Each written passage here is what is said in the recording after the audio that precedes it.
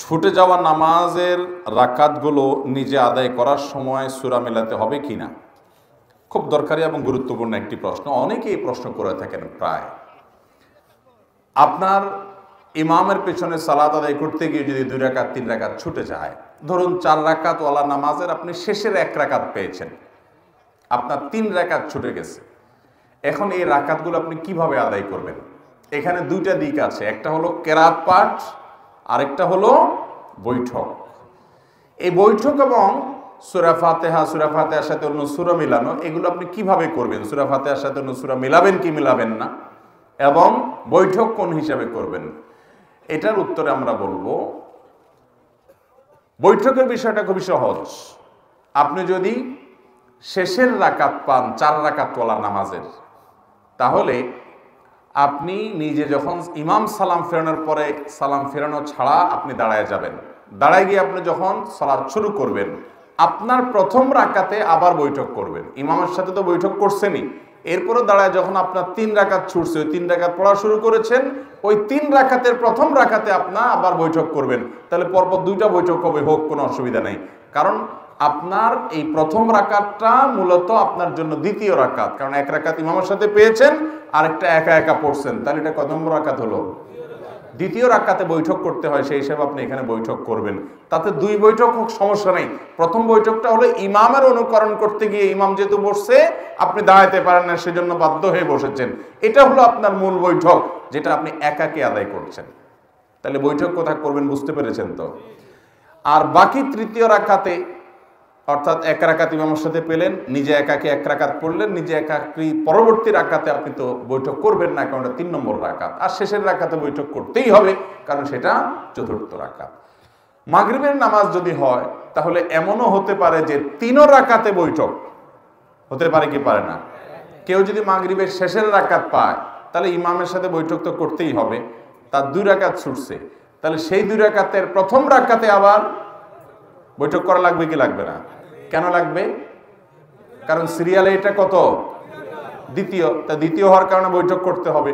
তাহলে একবার ইমামের সাথে বৈঠক করছে, ওইটাতে বৈঠক করার কথা ছিল না প্রথম রাকাত, কিন্তু যেহেতু ইমামের সাথে ছিল এই জন্য বৈঠক করতে হয়েছে।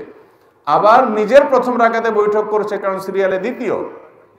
আর শেষের রাকাত, আর রাকাত আছে একটা ইমামের সাথে পাইছে, একটা নিজে নিজে বৈঠক করছে, আর একটা রাকাত আছে 3 রাকাত। তাহলে 3 নম্বর রাকাতে বসতেই হবে। তাহলে মাগরিবের 3 রাকাতে বৈঠক হতে পারে, এমনও সিস্টেম হতে পারে। তাহলে বৈঠকের বিষয়টা ক্লিয়ার, ঠিক আছে? এবার আসেন সূরা মিলানো।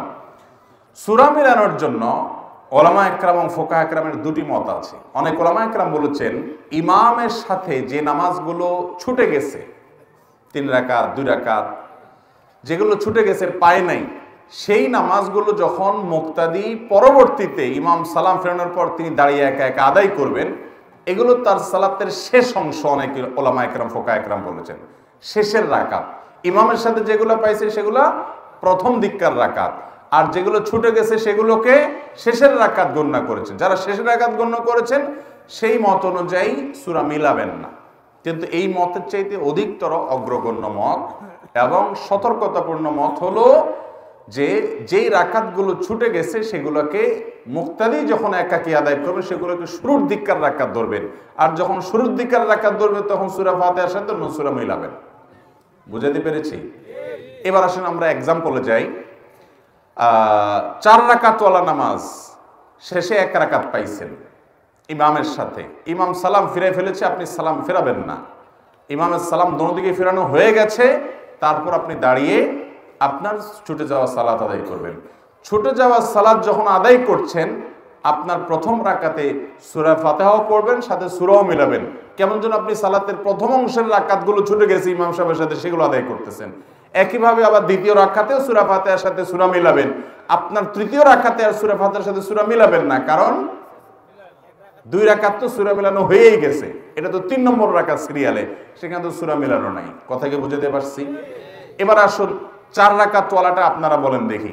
4 রাকাত ওয়ালা নামাজের 2 রাকাত ছুটে গেছে, আর 2 রাকাত পাইছে।